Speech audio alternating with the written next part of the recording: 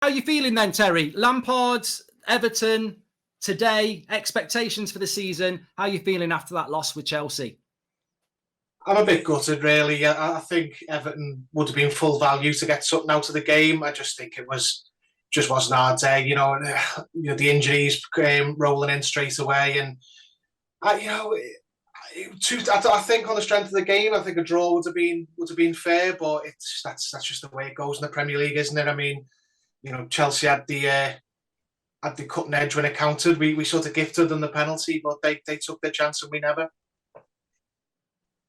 Yeah, it must be frustrating, really, Terry, because, Chelsea had a lot of the ball, but ultimately you've lost by a penalty that was, in my opinion, could have been avoided. And then you maybe battled to a point. But yeah, Calvert-Lewin out, a few crosses into the box you'd have fancied him getting on the end of. That injury to Godfrey really on is really unfortunate. And I hope it's not going to be too long because I think he's a fantastic player for you. But what do you think? I've spoken to a few Everton fans about Lampard. Some of them are really believing that he can, really build something at Everton. And some people are like, I think it's going to be more as the same as last year. Does he really have an identity that fits in with what Everton are trying to do? What are your thoughts on Lampard and the season ahead? Are you optimistic or do you think it could get worse? No, I'm optimistic. I mean, I think what Everton need now is just a period of stability. I think everyone's got Lampard as the favourite to be sacked early. I don't think there's any chance of him being sacked early. I'd be very surprised if he was sacked at all. I think something would have to really go wrong. Lampard, I think he communicates better than a lot of the previous managers we've had. And I think that goes a long way with the supporters. They've really got behind him. And as far as identity goes, I think you could see today, there is an identity. He's changed the formation to a back three. They looked well organised. They looked robust, aggressive. They just lacked that, killer instinct up front just because of players missing. But the window's still open, so they might be able to change that. But I don't think Lampard's in as much danger as people think. I'm optimistic for the season. I'd like to go forwards and just get ourselves on a stable foot now. Hopefully just well away from the relegation zone and kick on from there. Yeah, I was just looking at your next three games. I think you've got Villa away, Forest at home, and then Brentford away. I mean, look, if you don't pick up points there, then you probably are going to end up being down the bottom end of the table again. And maybe Lampard does deserve a bit of pressure in that sense. But I remember Lampard before he became a manager of Derby County, and he spoke so well. I think he's, like you say, his persona and understanding of the game cannot be argued with. But I suppose you've hit the nail on the head there. You've lost Richarlison. They need, especially with injuries. Calvert-Lewin didn't play much last year. Godfrey could be out for a while. 3.5 weeks left in the transfer window. I suppose most Everton fans would be interested in this. Is there money there? Everton have spent money in the past, or are they now looking to not spend money? Do you think the money's there to go and get him some signings and boost that Everton chances this season? I think there's money there to do some business. I don't think there's big money there, which is what we've really, come unstuck with in previous windows. We've wasted money and threw big money at players that don't really deserve it. Whereas now we're trying to make it work for us a little bit more and make it go further. So, you'll probably see we've still got a couple of loan slots left. 2 domestic and 1 foreign loan slots. We'll probably use up all of them. We're probably going to bring in another 1 or 2 players. There was one player, Onana from Lille, who was in the stand today. I think that's more or less done. So we probably will improve the squad before the end of the month, but we just badly need it in the attacking areas. I think we're well stocked in very specific areas of the pitch, like centre midfield, now centre back. But up front, there's just Calvert-Lewin, who's injured for several weeks, and Solomon Rondon, who isn't really a Premier League player anymore. So we need to really get it right because we haven't got lots of money to go and get multiple targets in the same areas. We've got to make sure we get it right, and it's about time, really.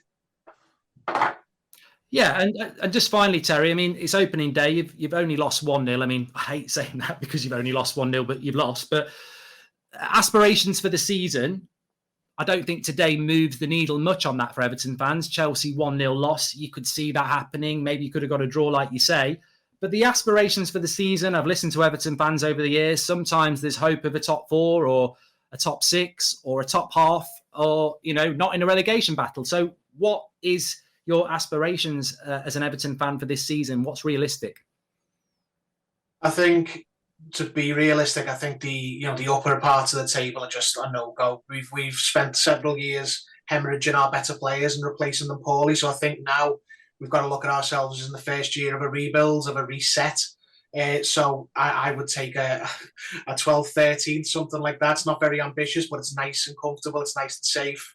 We've obviously got a new stadium coming in a couple of years, and I think Everton just want to have a drama-free couple of years to go into there to make sure we're still in the Premier League. So if you can give me 10 double-digit points away from the relegation battle, I will take that. I don't think the position in the table is as important as that stability. So anywhere from 10th to 14th, as long as we're nice and safe. Thanks to Terry for popping on. Interesting insight there. Felt they were a little bit unlucky not to get a point against Chelsea. And that's where Everton are at the moment. That sort of mid-table to bottom half situation for Everton. I mean, I've got to say, I think Everton should be better than that. But I sort of do agree with what Terry's saying. A bit of stability. You can't just go from relegation to top 6 or top 8 in this Premier League anymore. That's something that takes a bit of time. We've also got Les, who's an Everton fan. Les, what you got to say about Everton today? Well, I didn't think it was our best performance by a long way. I thought the referee was shocking. I hate to blame referees because, you look at your team first, but he didn't let the game flow at all. I've got a little bit of a question for you. I saw a freeze frame of the challenge by Havertz on Ben Godfrey, and I know freeze frames can be very deceptive and, they can look worse, I suppose, in slow motion, but both of his feet was off the ground on Ben Godfrey's leg that was bent over, and I think he's either broke his ankle or dislocated his ankle in the least as a result of that. Now, I understand that the things happen very quickly. The Premier League's a very fast game and everything. But the referee hasn't even taken the time to go and have a look at that on VAR, and no one's called him to go and have a look at it.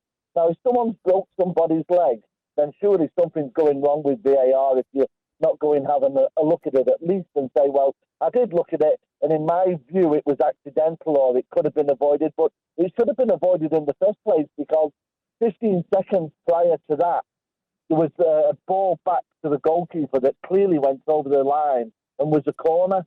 So it was just poor officiating that has caused that. And that's what made me angry more than the performance. Today I thought Chelsea came and they were just a typical Chelsea performance. They just wanted to spoil the game and not let the game flow. And the referee helped them do that. That was my opinion on the game. Obviously we need a striker, but if we have signed this young lad from the Belgian lad from Lille, Onana, then I think he's going to be a fantastic player. Hopefully, he's in the Marouane Fellaini role, which we haven't had someone like that for a long time. So if we can get him in, and I think we've got to go back in the transfer market, but not change our structure and what we're aiming to start to rebuild a different style of football because we've lost Dominic Calvert-Lewin. We've got to buy someone in his mould so we can go forward and, like you said, build an identity of play. Yeah, look, I think, thanks for calling in, Les. Really interesting points there. You got me thinking about the foul on Godfrey. I've got to say my initial reaction is I didn't think any further action needed to be taken because, look, I've been watching football for many years and I don't like the way football's gone where things are judged in slow motion, or if you get a bad injury, that means it's reckless. I mean, it's a contact sport. You can tackle somebody and break their leg. It's unfortunate, but it doesn't mean that you need a yellow card or a red card. Having said that, I think Les makes a good point that it wasn't looked at and it wasn't reviewed. And to be honest, I think he's right. I mean, I saw it a lot of times last season where I was sort of like, that's not a red card, but you look at it in slow motion. I can't stand when they go and look at the VAR monitor on halfway line and they watch a tackle in slow motion. And you're like, but it didn't happen in slow motion. And then they look at it in slow motion and everything looks worse in slow motion. And suddenly they've got a red card. So maybe there's something in that. I mean, bottom line is hopefully Godfrey's not too badly injured. I think he's gone to hospital with a lower leg injury, but it looks like it was going to be one that, he could be out for months. Hopefully not.